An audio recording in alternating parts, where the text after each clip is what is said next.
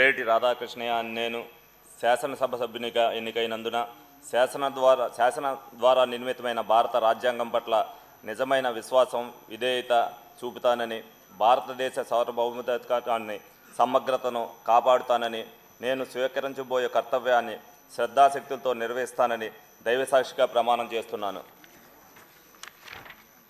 ఆంధ్రప్రదేశ్ శాసనసభ సభ్యుడినైన బడేటి రాధాకృష్ణయ్య అని నేను సభ నియమాలకు కట్టుబడి ఉంటానని, వాటిని అనుసరిస్తానని, సభ మర్యాదలను పాటిస్తానని, సాంప్రదాయాలను గౌరవిస్తానని దైవసాక్షిగా ప్రమాణం చేస్తున్నాను. శ్రీ రఘురామకృష్ణరాజు కనుమూరు.